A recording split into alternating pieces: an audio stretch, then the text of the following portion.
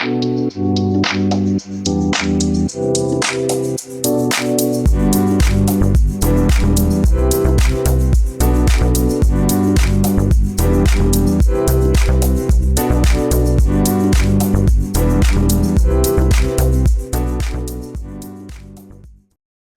thank you for joining us today.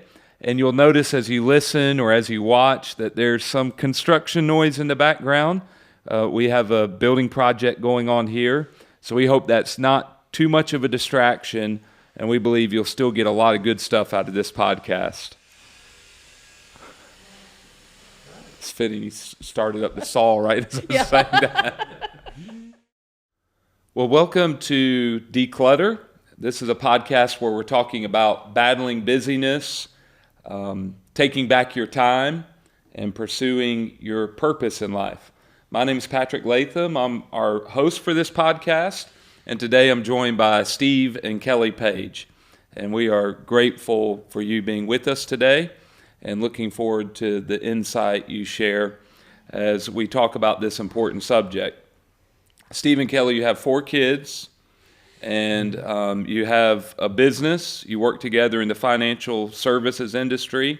4 kids over 20, and 3 of them, am I correct? Mm-hmm. Preparing for marriage soon. That's right. So you're in what we could call a season or stage of life, and you've been through various seasons and stages of life. Could you spend just a little bit as we begin here, just saying a little bit about the season or stage of life you find yourself in now? Very busy. With 3 weddings. We have 2 in August and 1 in December. So it is a stage of busyness, good busyness. Okay. And definitely needed. Mm-hmm. But yeah, definitely. Yeah, very busy, too busy. But again, it's a season. We got to get through it, and we're very excited. A lot of blessings. I think, God stretches us at times like this and, takes us through these seasons. But we're looking forward to it, but we're definitely at hypersonic right now. Okay.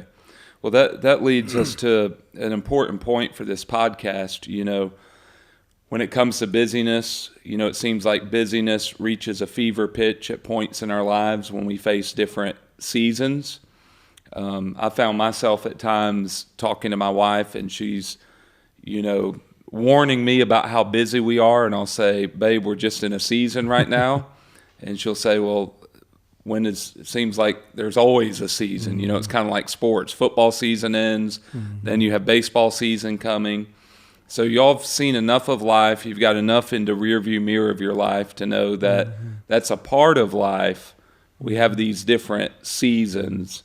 So can you talk to us a little bit about how you've coped with that, how you've experienced that, how you've managed that, what your expectations are in life? Mm-hmm. Yeah, we've definitely had busier seasons, obviously, that we're in probably one of the busiest we've ever been in. And, I like to think that, slowing down, not being too busy, it's more of a rhythm, right? If you think about the rhythm of something, the rhythm of a song, rather than, the clanging of something, the ringing of a bell. So, we like to say, well, I want to have my quiet time every morning, check that box, ding, I did that. But we really want a rhythm of quietness and not being busy, which right now is a struggle. And it comes down to boundaries. Things have to get eliminated. And we've eliminated a lot this year that we frankly wish we didn't have to, but we've had to. Okay. And I think for me, it comes down to, there's like a thing out there called FOMO, saying no to things, and you don't want to miss out on different things, but you have to get over that to do the better thing. Yes. So I think you have, as a woman especially, I have to get comfortable with saying no and eliminate that fear of being left out or missing out on something. So why do you say that as a woman? Do you feel like there's a greater There temptation is. there to I not? believe that 100%. Can you I expand like my on? girls' nights out. Yes. There's certain things that I really would like to do with my daughters. That when I look at the calendar between our work life and planning weddings, I have to say no. Social. Social, yeah. I'm a social butterfly. Steve is a stay-at-home. So I think he finds it a little easier than I do. But I definitely, earlier on, I don't struggle with that much at all anymore, missing out. But I did when I was younger. Yes. Yeah, I found recently kind of a prayer that I've been praying is, Lord, give me the wisdom and discernment to know what I should say yes to and what I should say no to. Help me to say yes to everything I should say yes to and no to everything I should say no to. It seems like in our culture there's almost like this spirit where certain things become popular, there's things that people do, and you almost feel like you're strange if you're not going along with the flow of culture. You know, like, wow, you don't do X, you don't do Y. You feel like you're left out. You give into that FOMO, fear of missing out. And so it's real important to develop the fine art of saying no. So, Yes. anything you would add to that? Warren Buffett, and I'm not he's not somebody I necessarily look up to, but he's had some pretty pithy sayings over the years. One of them is very successful people, one thing they have in common is that they say no to almost everything. Wow.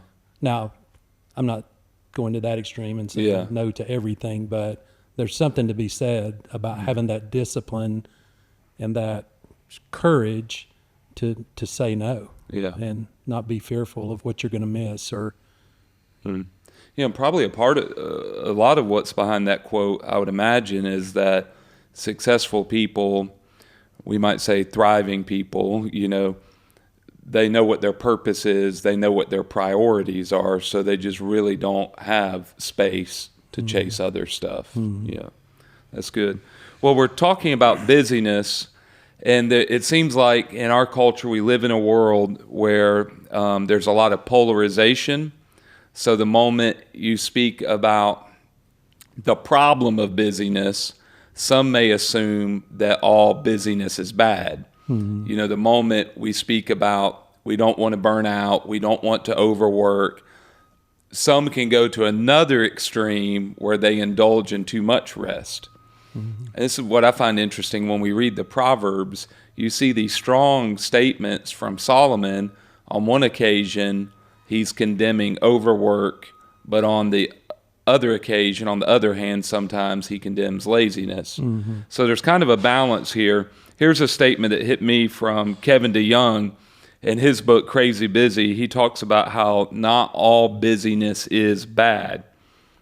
And he says this: when thinking about busyness, people talk as if hard work is the problem, but we're not actually in danger of working too hard. We simply work hard at things in the wrong proportions. It's not a sin to be busy. It's not wrong to be active. The busyness that's bad is not the busyness of work, but the busyness that works hard at the wrong things. It's being busy trying to please people, busy trying to control others, busy trying to do things we haven't been called to do. So this idea of not all busyness being bad, what would be your advice on how to cultivate the right perspective toward work? I would think of both of you as being hard workers. How do we cultivate the right perspective towards work while keeping what you call that rhythm of rest and avoiding the busyness that leads to burnout? Yeah. I think working hard is obviously a virtue, but working hard too much is not. And I think that's where we get in trouble when we become workaholics. I know some very highly respected people that I respect highly that have cautioned me, and that's what their regrets are. Was working too much. And the Bible says whatever you do, do it with all your heart. Like you're doing it for the Lord.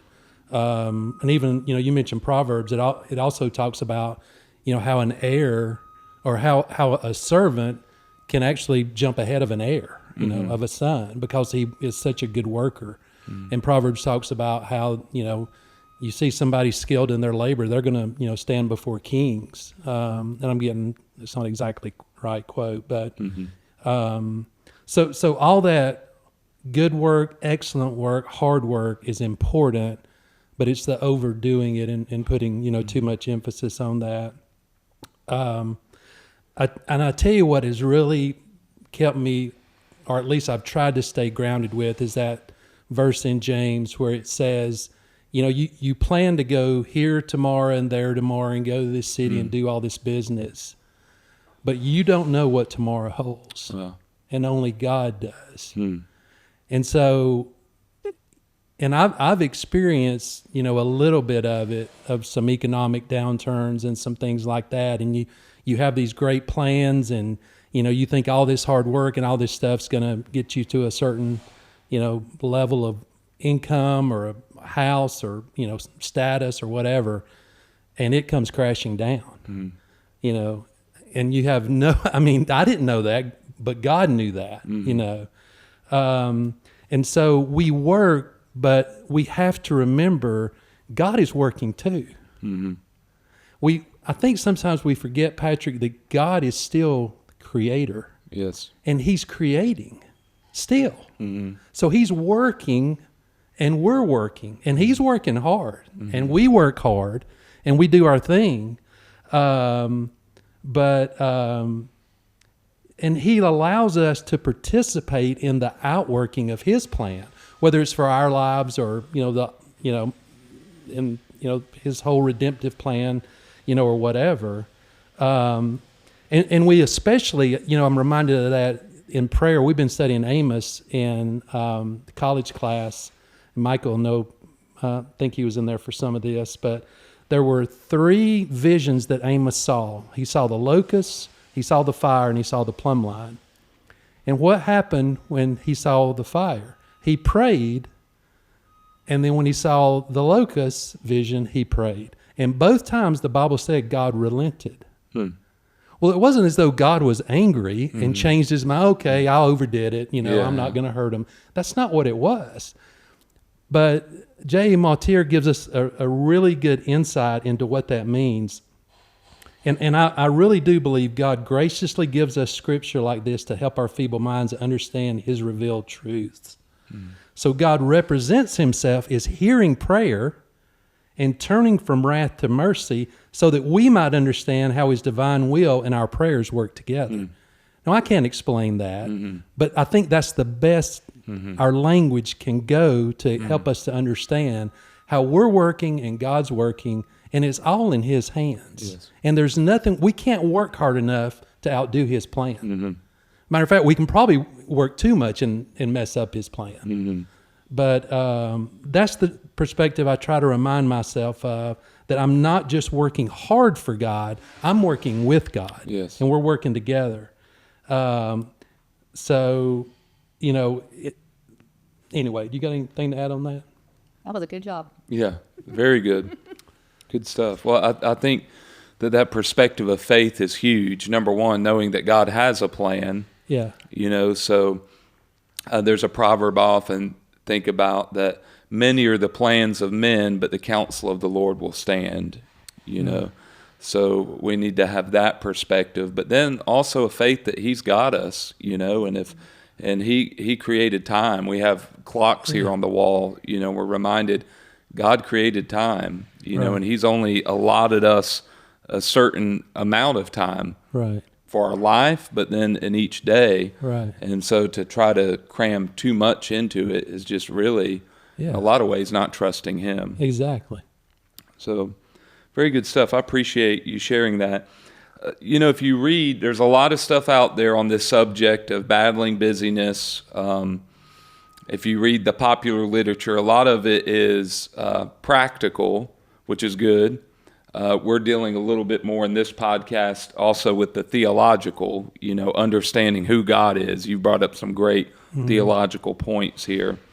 when it comes to the practical, it seems like there's a buzzword out there where a lot of people talk about margin, and the need for margin in life. One reason I'd asked you to join us, on this podcast was, Steve, I remember a time you and I having a conversation over lunch, and I think you've shared this with me a couple of times, where you've talked about how people nowadays in our culture just aren't home enough. They're not in their homes. I remember you sharing that with me. So for me, that kind of points to this idea of margin. And you can think of margin in a couple ways. One, there's like the rest component. You need to allow room for rest and unwinding, winding down. But then there's also even the more, kind of daily grind where you need margin, have margin in between your meetings, have margin in between events on your calendar. Sure. Don't fill up every minute of every day with stuff, Right. because that's just going to stress you out Right. and lead to burnout. So can you talk a little bit about, how you've sought to have margin in your life? How have you made downtime in your family a priority? What habits and practices did you cultivate? Yeah. Why don't you go with I first? think one big thing that we did years ago, and we talked about it a little bit earlier, is set up boundaries. And I think that is so important. And we did that early on. So we decided for our family what was most important. And when there are boundaries, I think the problem with people putting up boundaries, whether it's with friends or family, and especially where your time is concerned, feelings may get hurt. When you have to say no to some things, but God gave us the ability to have boundaries, and you just have to, that's a decision you've made, and you have to be okay with that. And one little tidbit that I learned is sometimes when you say no, you don't have to give a reason. I might just say, no, I really appreciate you inviting me to this, but I'm not going to be able to make it this time. And that's enough. If it's a close friend, you might want to give a reason. If they're a really good friend, they'll understand. But that's how we've managed to build get our time back. It's just by saying no. Yeah. T.S. Eliot in Four Quartets said, home is where one starts from. Home is where one starts from.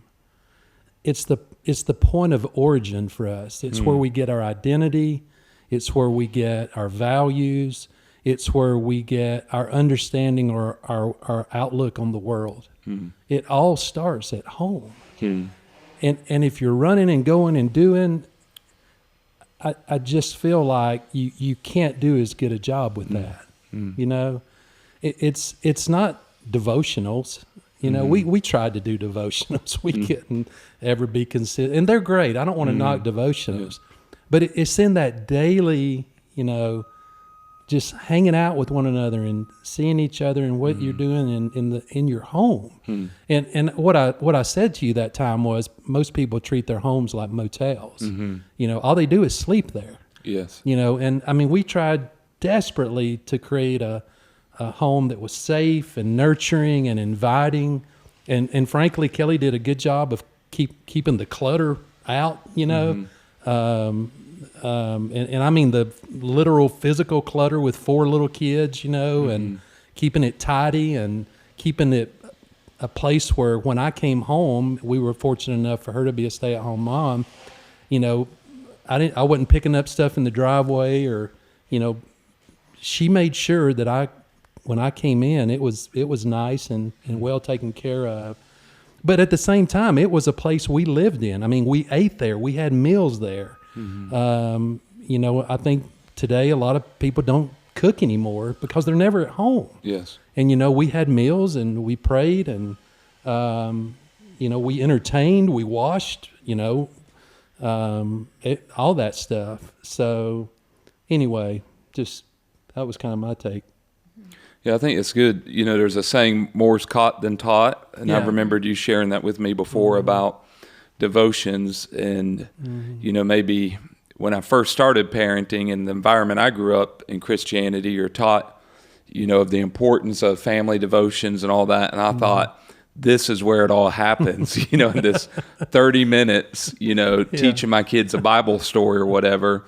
And then, you struggle to even keep that time because of the rhythms of life. Yeah. But then you see later, and Laura and I are starting to see this, where you can see the fruit of seed sown, but you realize the seeds that have been sown, that have germinated and brought the most fruit, are things you never thought. Right. Yeah.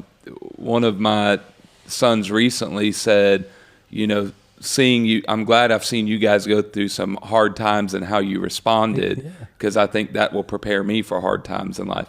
Well, that wasn't through a devotional book, He saw it. Yeah, he saw it. So that's really good and helpful. Yeah. And I think it's a reminder that in our culture, we sometimes think that we have to be actively doing something to produce something. Right. But sometimes it's those rhythms of life that bring forth good fruit. Right. Rest brings Yes. forth good fruit. Amen. So really good stuff.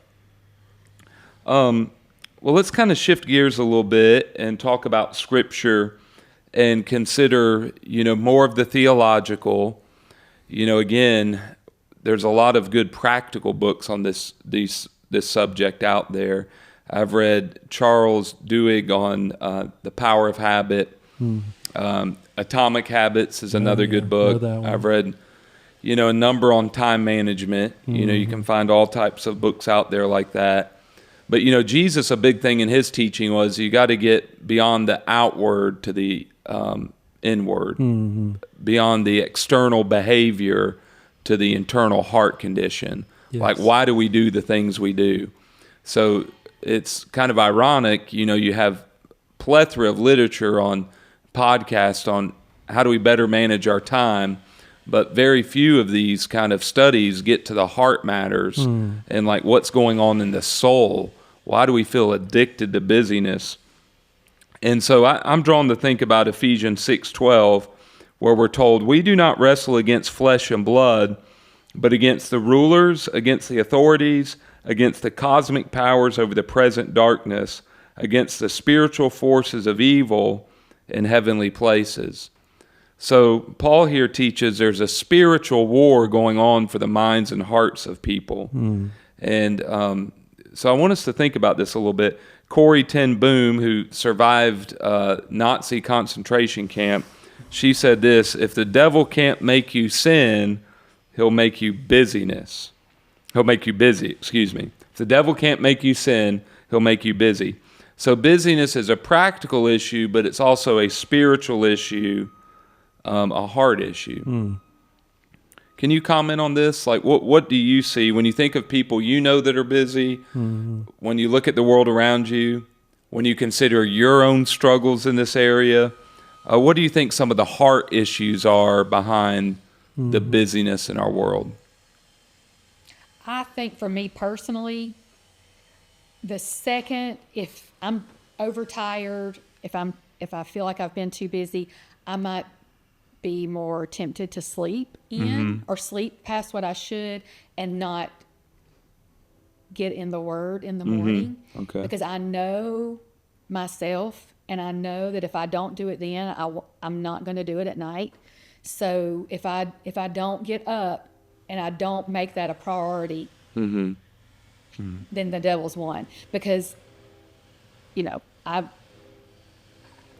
I can have a short fuse sometimes, and I think I need that every morning. Not only that, but you don't know what the day's going to hold. And I want that to be the first thing in my thoughts and in my mind, so I'm preparing myself for the day. And that's the first thing to go when you get too busy. It's the first thing. I won't do it. Yeah. I'll sleep in a little bit. Yeah. That'll be an extra 30 or 45 minutes of sleep, So... Yeah, Billy Graham said, somebody asked him what his biggest regret was, and he said, I wish I would have studied the Bible more, and I wish I would have prayed more. John Stott, who I really admire, said the same thing. I wish I would have prayed more. And Graham didn't say that. Well, he also said that doesn't mean sermon preparation, right? Because sermon preparation, or in my case, life group, preparation for a lesson is not the same as spending time meditating on God's word and in prayer. Pascal said all of humanity's problems stem from man's inability to sit in a room alone and be quiet.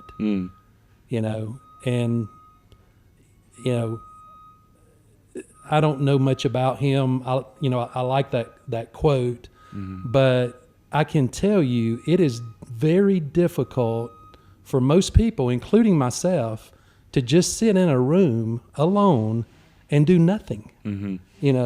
There's a reason people are put in solitary confinement. Yes. It makes them think. Yes. And it makes them have introspection. And I think all this busyness sometimes gets our mind off things that we don't want to think about. Yes. And that we need to be thinking about. So Mother Teresa said, the fruit of silence is prayer. That's good. Yeah, there's a book out there called How to Break Up. I think it's How to Break Up with Your Phone. Catherine Price, I think. It's the author's name, but she, comments on how we have a society now where there's no time to ever think. Even our time in, not to be crass, even our time in the bathroom is being robbed, by the cell phone. We take our cell phones with us. Yeah, absolutely. So there's never any downtime. I thought when you were mentioning the devotional time, quiet time, I think it was Piper who said, if social media has served one good purpose, it will be that at the judgment seat of Christ, we won't have an excuse for not having a daily devotional time. So, that's great insight. And it is true that when we get busy, we're too fatigued or tired, we sleep in and we miss that most important moment. There's a book out there called The Hour That Changes the World, and that was used of a daily devotional time. I can't remember the author's name. So true. Anything else you would say about heart issues, spiritual issues related to busyness? No, I think that's pretty much it. Good. I appreciate you sharing that. Good insight. Well, if we go further, when we look at the spiritual war that engulfs us, a key verse for me is 1 John 2:16. All that is in the world, the lust of the flesh, the lust of the eyes, the pride of life, is not of the Father, but is of the world. And interestingly, I think you can see when you look at Genesis 3, that those three temptations, lust of the flesh, lust of the eye, pride of life, were present when Adam and Eve were tempted. If you go to Matthew 4, 1 through 11, when Jesus was tempted, those same three temptations were used. And even the kings of Israel in Deuteronomy 18, they were tempted, lust of the flesh, lust of the eyes, pride of life. I think it was, don't multiply for yourself women, gold, or horses for the kings of Israel. So it's kind of pride, prestige, possessions are these three temptations. And if we look at busyness, it seems like those three temptations often drive our busyness. So let's think about the lust of the eyes. The lust of the eyes. And this really has to do with what we see. And so this leads us to materialism. Owning more trinkets and toys, owning more stuff. There's a French sociologist named Jean Baudrillard. I'll try to give it a French pronunciation here. And he had made the point in his writings that in the Western world, materialism has become the new dominant system of meaning. He argues that atheism isn't even the biggest challenge to Christianity in the Western world. Atheism hasn't replaced cultural Christianity, he says. Shopping has. So big statement there on materialism. So can you comment on what do you see in the lives of younger people, younger couples? How is the lust of the eye, materialism, driving a lot of our busyness? Well, I think one thing is for a lot of younger couples, especially maybe even couples our age, we're in our 50s, it's a status symbol. Look what we have. Look how many friends we've managed to accumulate. And I read a quote a couple of weeks ago, and even where I am in life now, it's exactly where I'm in my life. And it basically said, the realer you are, that's the word, the smaller your circle will be. The larger your circle, you really don't have to be your authentic self. And I thought, golly, when I was younger, that was me. I wanted all the friends. I wanted my kids to have all the friends. And as I've gotten older and matured and hopefully have gotten more wisdom and, know my purpose, it's not those things. And I don't think we need to have busyness to feel fulfilled. And I certainly don't. And we don't need a huge circle of, people around us. And, because you're not really, as Kelly said, your authentic self. The bigger that circle is, the less real you really have to be. Yeah. You can kind of just, but if the smaller and more intimate and more meaningful that circle is, then, the more real you're going to be. Yeah. And then also, you tend to start comparing yourself to others, comparing what the Lord's blessed you with. You lose your sense of gratefulness. And I found a statistic a few years ago, and I've really tried to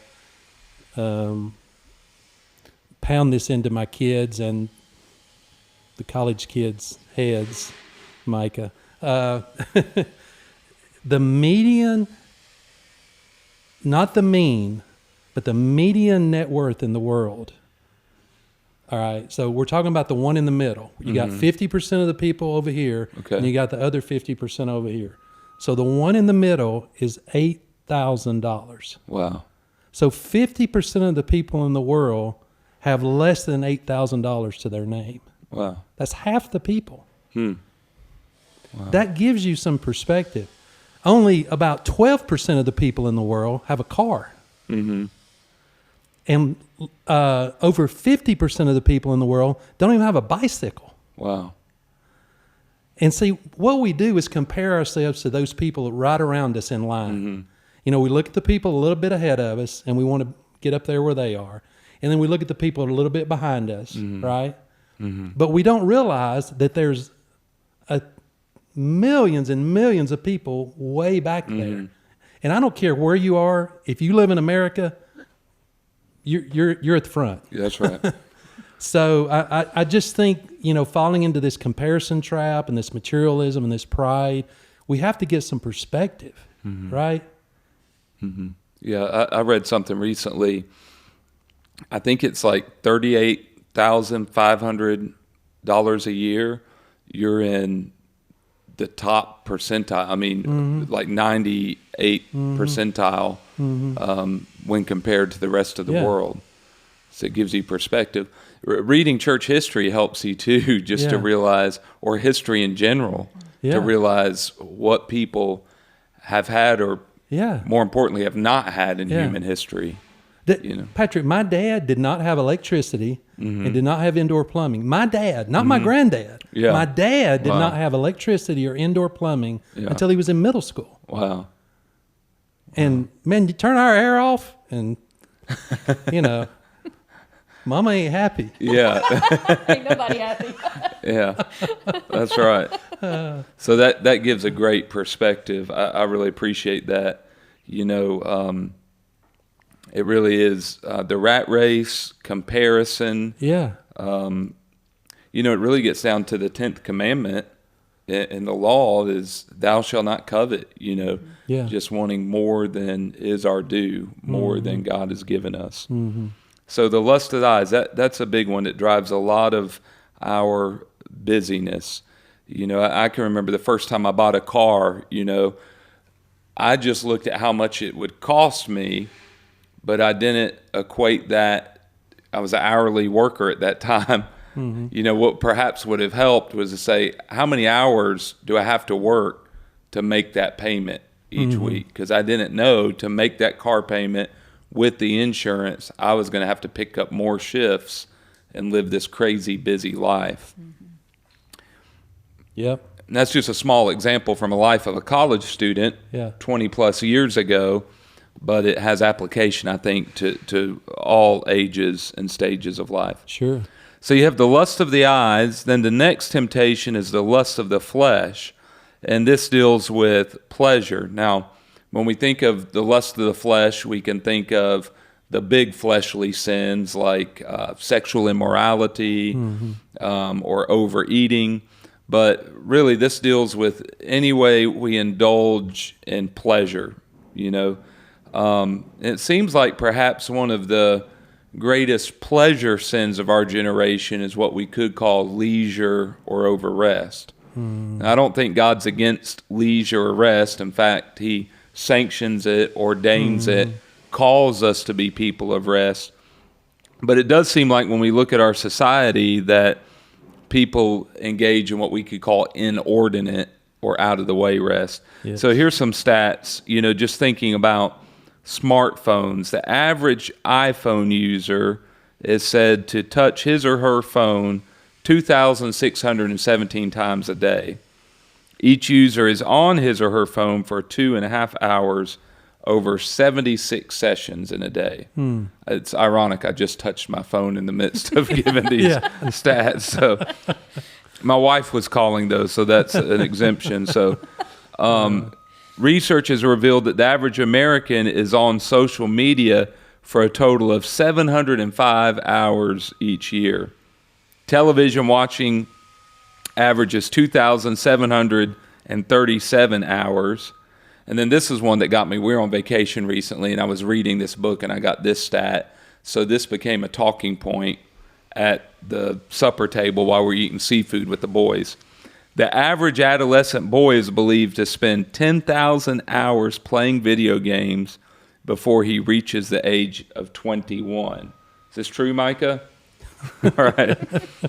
So, we're engaging in a lot of media, and that's what we don't perhaps perceive is that this is a leisurely activity where we're kind of resting, numbing our minds, really engaging in pleasure for our flesh, our bodies, numbing ourselves, kind of spacing out. So now we don't want to be what we call Luddites, that just against all fun, and God doesn't want us to have leisure. So what are some strategies you've used to kind of balance leisure, pursue rest and recreation, but keep it in its proper place? Yeah, it reminds me, I'll start with this. When Kellie and I got married, after about, I think, a year, we got rid of television. Okay. So there were no, mobile devices like we have now. Yeah. I think we had cell phones, but nothing like the ability to do what we do now on them. And so we got rid of television. And I don't mean we got rid of cable. I mean, we got rid of TV. It was. And you know what happened in that 5 years when we did that? We had 4 kids. Wow. And a buddy of mine called me one day and he said, "Dude, y'all have got to get a TV." and that's funny, but there's something to be said about distractions, And I'll be honest with you, Patrick, I don't have it figured out. There is so much we can do on the stupid things. I mean, I will, and Mike has probably seen me do it. I'll be teaching and a verse will pop in my head that I remembered from, when I was growing up, a Bible verse, and I don't know where it is. And within 30 seconds, I can Google it and I can find that Bible verse and share it with those guys. You used to have to flip through a concordance. Yeah, exactly. We're doing this stuff, and probably most people are going to watch it on a mobile device. They're not even going to watch it on a desktop. Yeah. There's just so much. I do feel like we were, in my opinion, I'll let Kellie speak to this, but if I could go back, I would overprotect with this stuff. And I think we may have erred on the side of underprotecting a little bit with video games and cell phones. And I feel like we monitored it pretty close, but I think my children will do a much better job with it than we did. So I don't know if I have a good answer other than that. Do you have anything to add to that? Yeah, and maybe y'all and Laura and I could be in this group as well. We're kind of an experimental generation. I mean, we don't know what this looks like at this point. Yeah. And maybe 20 years from now, 30 years from now, hopefully there'll be a better understanding of the dangers. Yeah. You know, you're reading that there's, executives in Silicon Valley who are sending their kids to schools that have, private schools that have no smartphone policies because they realize the dangers. And so though they help produce these things, they want to shield their kids from the dangers. Yeah. So, well, you talk about work. I mean, we know, other people in our industry that have offices and they make their employees turn their phone in. I mean, it is a major distraction. Wow. While you don't want to go to that, you don't want to micromanage, but it's a distraction for adults too. Yeah. Yeah, maybe, there's something to be said that there's a generation that doesn't have the ability to even think about the smartphone in a proper way, that they don't define certain things on the smartphone or on, any type of tablet device as diversions because work, play, everything is right here. Oh, yeah. So I have a friend who's a business owner, and he had an employee who was, while working, had Netflix playing consistently, just streaming shows while working. Yeah. And he said it was like, I had brought this crazy proposition when I said, hey, we don't watch Netflix while we're working, Yeah. And so there's perhaps, a generation that they may not even see that a lot of what we're doing here is entertainment, and entertainment has its place, but you got to put it down at some point. Yeah. I often think about the book of Daniel. I've thought about the king.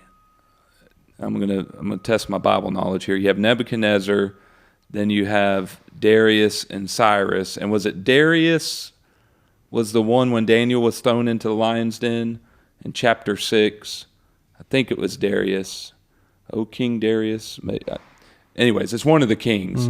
And when he loved Daniel, when Daniel's thrown in the lion's den, he's nervous for Daniel's life, and he goes to bed that night, and he orders that none of the diversions be brought to him. That as a king, he had enough wealth that he could have somebody to play a harp or whatever they did, to kind of entertain him. But I've thought, well, this is the world we live in now. We all get in bed at night, and we've got this diversion in front of us to numb our mind till we fall asleep. Yeah. And so we just have to really be on guard and recognize that a lot of what we're dealing with here are diversions. You use the word distractions, and we have to make sure we keep those things in its proper place. For a long time, I really felt like I was waking up at like 2:30, 3 o'clock very consistently.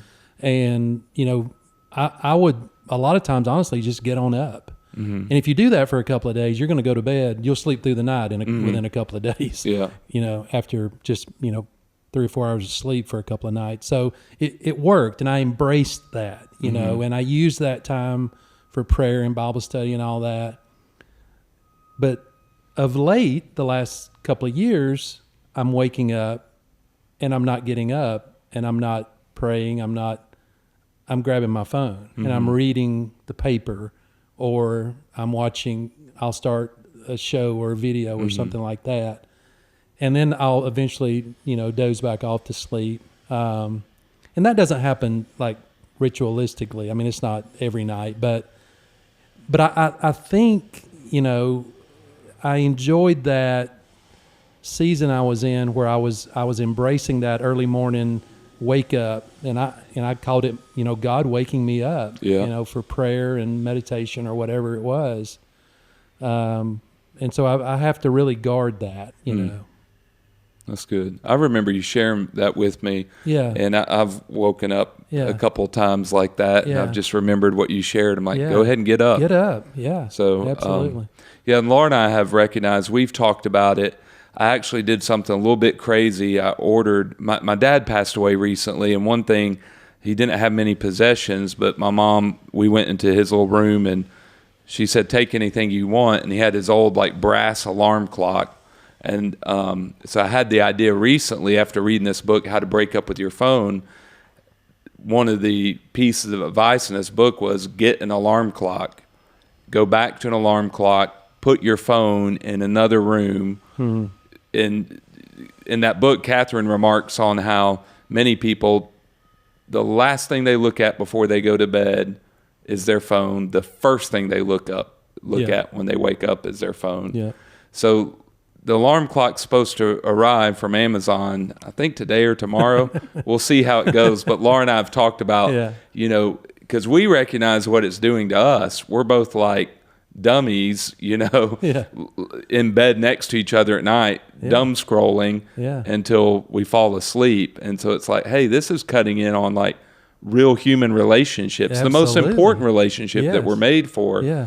So we're considering a test experiment. We've got kids, next couple of years will start going off to college. And she said, when kids are at college, the phone will be in the room, so we'll see though. But great insight. So we've talked a little bit about the lust of the eye, that's materialism or possessions, the lust of the flesh, pleasure and leisure. Let's talk about that last temptation, the pride of life. And St. Augustine, in his famous work, Confessions, he noted that he would say that pride is the sin that rests beneath every other sin. So I think you could say that's true. You see Lucifer's fall, he becomes Satan. Isaiah 14, by saying, I'm going to be like God, So it seems like when we think of busyness, that perhaps pride drives a lot of our busyness. I'm studying and preparing for this podcast. Yesterday is Resurrection Sunday, Easter at our church, and shaking hands and greeting men, and men will say, how are you doing? And the most common reply is, I'm just busy. It's like we almost want to wear it like a badge of honor. Like, I'm so important. I'm so busy, and I'm so productive. So Kevin DeYoung has said this in his book, Crazy Busy, about pride and its relationship to busyness. He said, pride is subtle and shape-shifting. There is more of it at work in our hearts than we know. He says, pride is the villain with 1,000 faces. And then he goes on to list how pride is at the backdrop of a lot of our busyness. He notes how things like people-pleasing, pats on the back, a desire to be in control, a hunger for prestige, and a desire to prove oneself can rest behind a lot of human busyness. So how do you see pride and such things driving busyness? Yeah, I work in an industry where everything is about your achievements. And they put out list after list after list of where you rank. Constant rankings. Yeah. They invent ways to rank people just to get them going in a different way to achieve something, and so if you could be number 1 on this list and you could be number, 200 on this list, so you're constantly juggling all that. But why do they do that? They know that we're recognition driven. They know they can tap into that pride element and increase that desire or that drive to do more and more because of where we are in, some ranking. And, if you're number 50, you're like, man, I'm going to be number 40 next week. And then you're number 40, you want to be number 30. Yeah. If you're number 10, you want to be number, if you're number, say 12, you want to be in the top 10. Well, you get in the top 10 where you want to be number 1. I mean, it never ends. And I've heard so many people, that reach these very high levels of ultra elite success, and they finally achieve it, whether it's a Super Bowl or maybe President's Club or, whatever it is in a company. And it's the most biggest letdown they've ever had because they finally got there, they finally achieved it, and it really became depressing because what's next, you know? So I think we thrive on that for whatever reason, but I keep mentioning Amos, and this just because we've been studying it since August. But before the Assyrians came in and carried Israel, you know, the northern kingdom, off to captivity, and basically dismantled, you know, that whole 10 tribes, nations, whatever. They had a golden age. It was the golden age of Israel right before that. And the things that are explicit, the things that Amos calls out is affluence, exploitation of people, and the drive for profit, the drive for more. They had multiple homes. They had these fine parties. They were doing all this stuff. And those are the three big things he called out. Again, affluence, exploitation of people, using people basically, and the profit motive. So they relished publicity and they relished status. Wow. And that's what gets just beat into our heads, you know, really from the time we're kids, you know. I think it's in the fabric of the American way. Yes, you know, it is. just to achieve. Yeah, it sounds like Amos could be a preacher today. Yes, absolutely.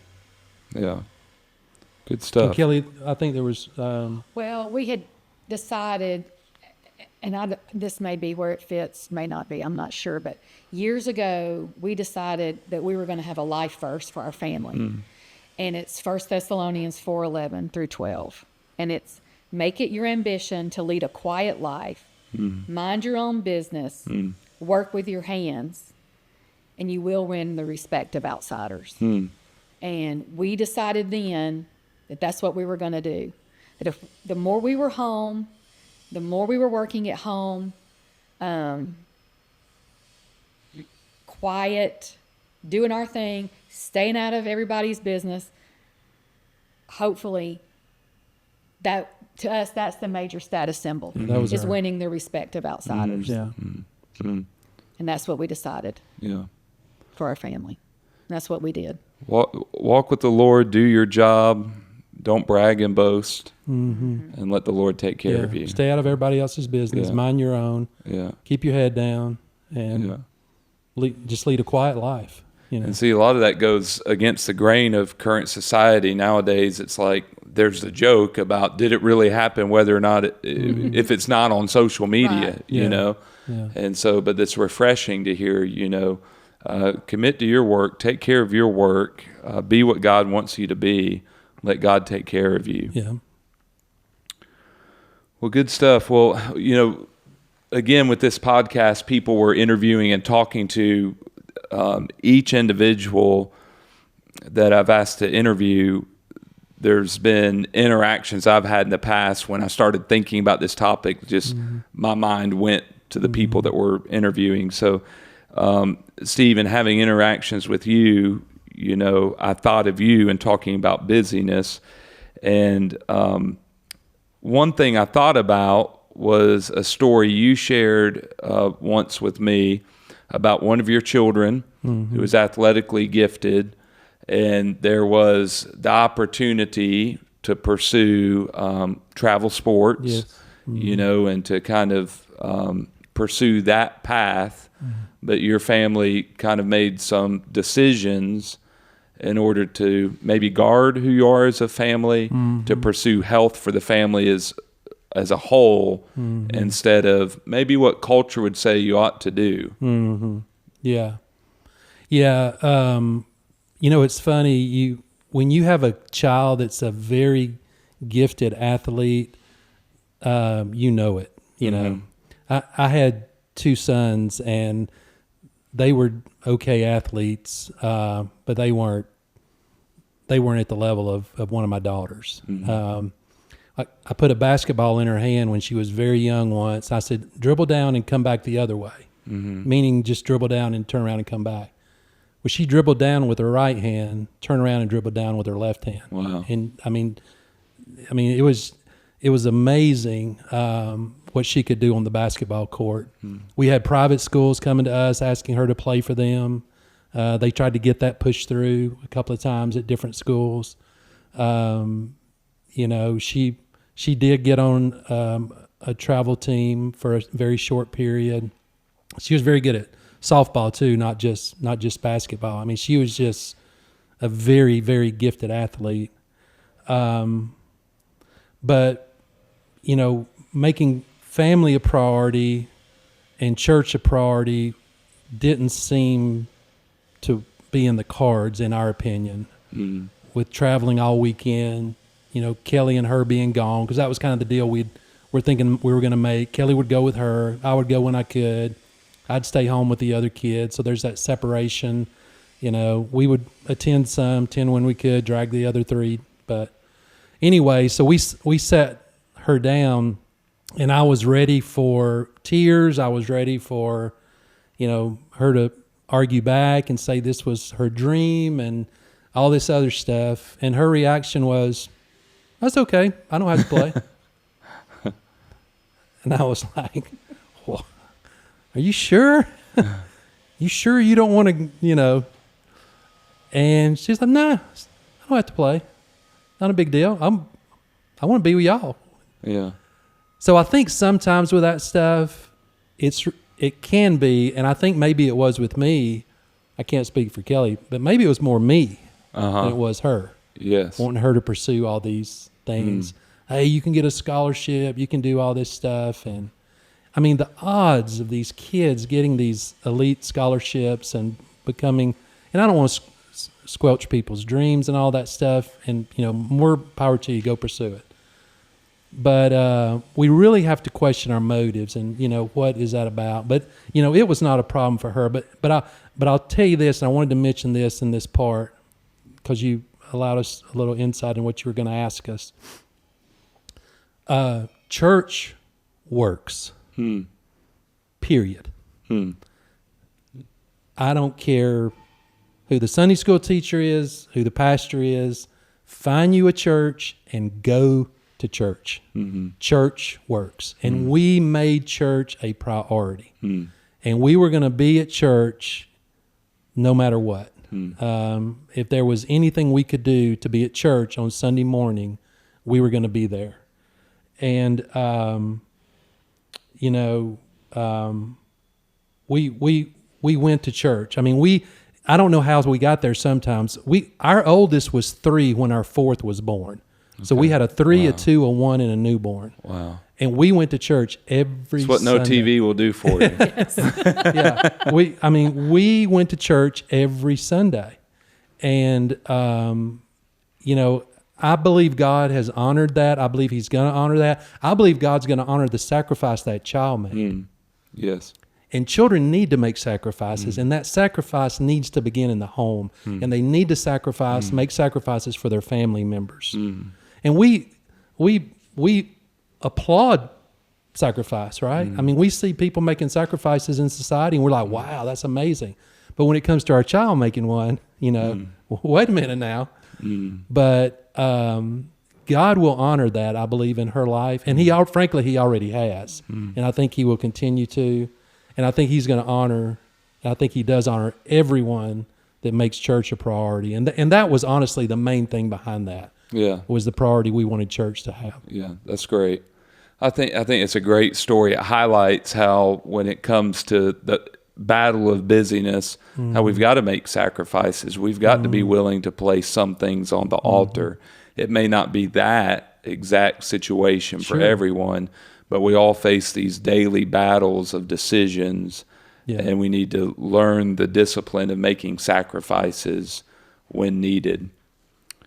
You know, recently we were having a conversation with our kids about this subject, and one had picked up on this through a Sunday school teacher who taught him in his class that, you know, we do a great job of making a big deal about budgeting our money and saving money, keeping a good eye on our money. But this teacher made the point that actually budgeting our time may be of more importance, because budgeting our time correctly inadvertently, impacts the bottom line financially. And in all this, you think about, a principle from economics, opportunity cost. So opportunity cost, I believe a way to state it, and may know better than me, but is, what is lost by me pursuing this course of action. Yes. So in this case here, travel ball in that situation, athletically gifted child, sounds like a great opportunity, but we've got to evaluate in all situations, what is the opportunity cost? What are we losing? Yeah. So I appreciate the insight that story brings. So let's do this. We're, looking at wrapping up here, but I think it would be helpful, maybe just a personal real life story. I grew up in a church tradition where if the preacher maybe didn't prepare to preach on Sunday night or Wednesday night, he could always say, I just feel like the Lord's leading us to have a testimony service tonight. And I would think, preacher, he didn't get anything prepared to say. But there was some good and some bad in that at times in those old testifying services. The good could be, man, I can still remember people that I grew up around, older people, when they would give a story, of something God had done in their life or a lesson learned, how impactful that was. So as we wrap up and think about busyness, could you think of a time in your life where you had to make small changes or radical changes, where you had to battle busyness and make a cost decision? You've already shared one story, but anything else you would share personally? Go ahead. I think more recently, I was very privileged and honored and blessed to be able to stay home with our kids for 20 years, and I'm not so sure my children will have that blessing with the way things are. But when I went back to work, was very difficult on our family. I decided I was blessed to be home for 20 years, and now we homeschooled all those years. When our oldest was getting ready to graduate, I went to work with Steve.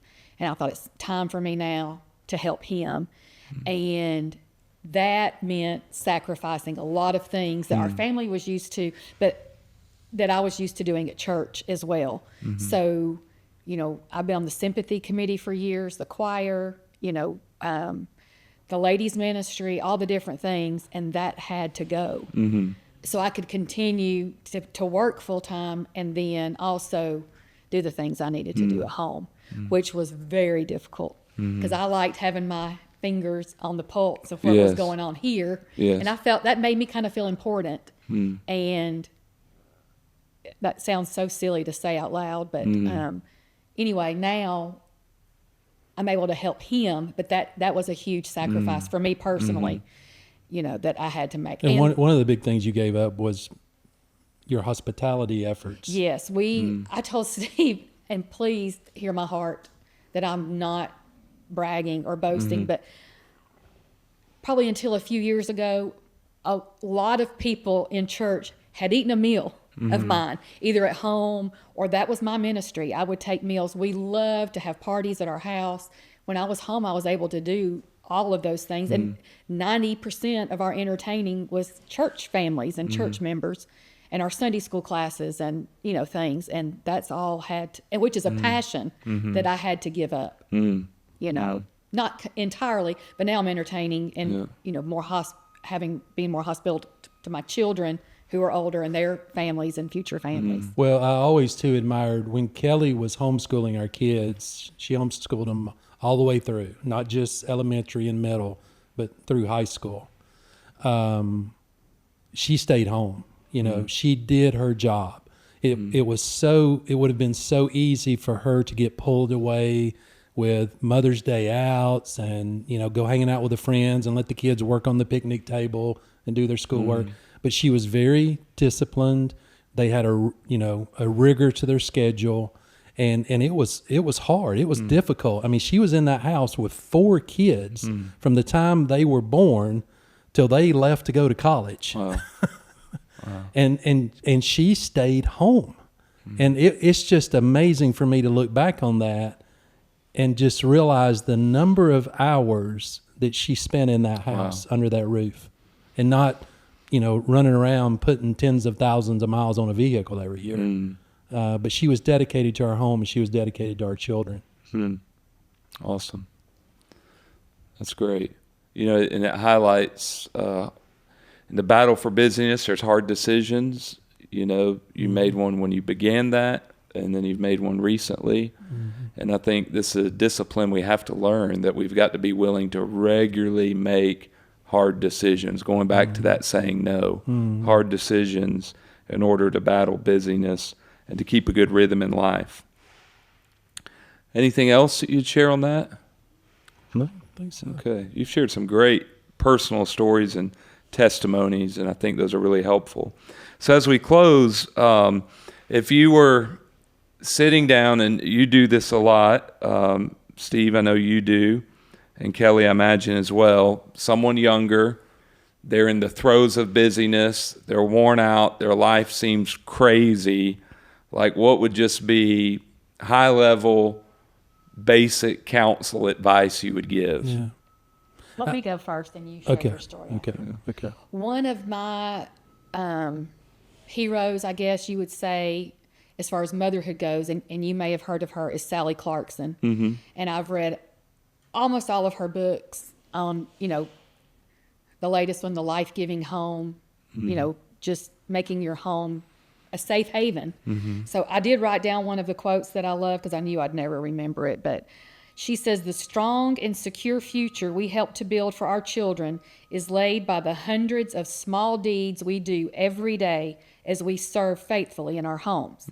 Yet the great value of our service will be felt for generations to come and throughout eternity." That is huge. I hope people, the way I tried to view being home with my kids, and I guess I'm speaking more to moms with kids at home, but is they were my mission field. There's a lot of things I could have done, but I wanted to pour into those kids, whether it was education, spiritually, all of the things. And I hope that people can realize, that moms and dads can realize that God is at work in their homes.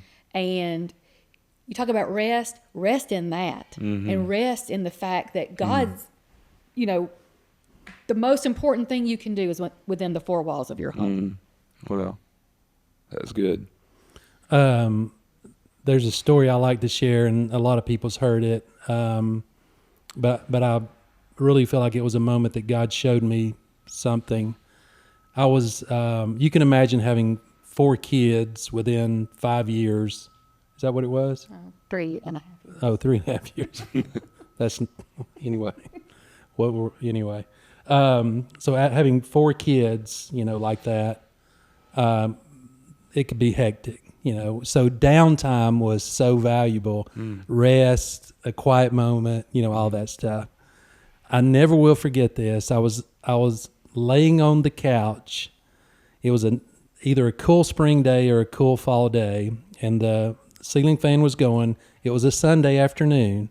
The TV was off, and it was just an idyllic day. I mean, just beautiful outside, cool on the inside, and man, I was resting. The kids were taking their nap. Kellie was taking her nap when we used to nap.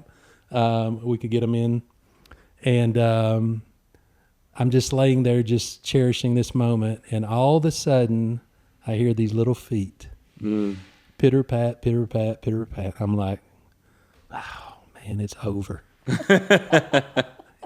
It's over. And Audrey, our youngest, comes in, and I'm laying on the couch, and I don't say a word. And that child crawls up on top of me and just lays down on my chest. She doesn't say a word. She doesn't want me to play with her. She doesn't ask me to explain anything to her. She just crawls up on me and just lays with me because she wanted to be with her daddy. And God showed me in that, Steve, that's what I want from you. Bethel Music has a song, and it says, it's called Simple. It says, all you want, meaning God, all you want is simple. All you want is an honest song of praise. All you want is communion. So I'm done overcomplicating things. God just wants us to be with him, like Audrey was with me that day. You know, we get caught up in, I got to do my devotion, I got to do my quiet time, I got to read the Bible, I got to get through the Bible in a year. You know, I got that big cue on April 30th where I'm going to go off somewhere and I'm not going to take my phone. I'm going to just, you know, but what God really wants is simply just us and for us to be with him and to spend time with him in quietness, like Audrey did with me that day. And there's a time, obviously, for study and deep meditation and all this other stuff, but we need time of quietness and solitude. And maybe we don't even open our Bible, and we're just spending time with the Lord. Amen. Good. That's a great story and a great point. You know, it starts there with our walk with the Lord. So I appreciate y'all sharing. Thank you so much for joining us and sharing input. I know from our relationship, Steve, lunches we've had, you've shared a lot with me in the past that's been impactful for me. And I believe what y'all have shared today is going to be impactful for those who listen. So thank you so much for taking this time, for preparing, and then for being with us today and investing in others. And thank you to those who are listening or watching. And we hope that you find what's been shared today and what will be shared in this podcast to be helpful, edifying, and beneficial to your life. We invite you to continue to listen along or watch along with us on our Declutter podcast and share this podcast with others. If there's others you think would be blessed by this podcast, please pass it along, and we'll look forward to sharing with you again in our next episode.